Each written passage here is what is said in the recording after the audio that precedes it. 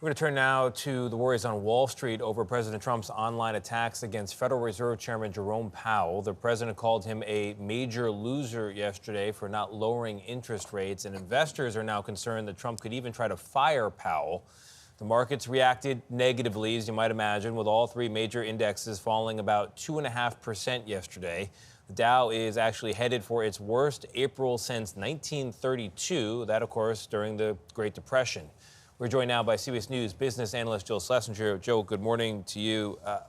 Are these events connected, the president's comments and the market tumbling? Absolutely. We want to start off by stating a fact, and that is that the Federal Reserve is supposed to be an independent agency. It was created by Congress in 1913. Why is that so important?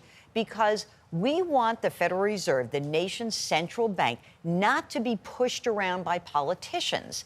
Because politicians generally like low interest rates. That boosts the economy, people get jobs. The problem is sometimes when you drop interest rates too quickly, it can also foster inflation.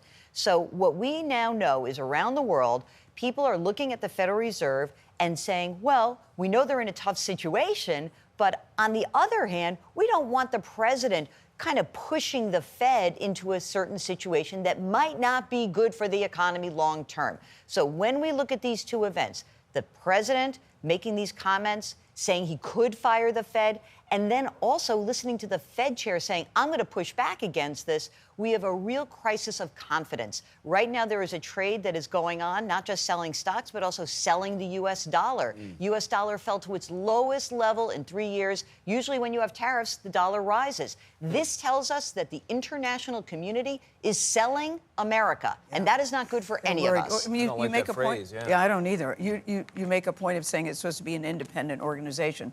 So is there any legitimacy to the complaints that Donald Trump is making? And does he actually have the authority to fire him? Well, I think the complaints are that the Federal Reserve should act now based on the tariffs that Trump put in place that could slow down economic growth. But those same tariffs could actually raise the inflation rate. So the Fed has said, we are waiting for confirmation to see which one of those mandates. So the Fed has two big jobs. They call it the dual mandate. Try to have the economy grow enough to create jobs, but also to make sure inflation doesn't bubble up. And if inflation starts to bubble up, the Fed might want to leave rates just where they are. But the Fed has said, we want to hang until we get confirmation. So can Donald Trump fire him? So presumably, he should not be able to. It's for cause. And we don't know because this has never been done. And to be clear, if the Fed chair is fired, he still goes back as a governor on the Federal Reserve Board. And there are 6 other members of the Federal Reserve that could manage policy.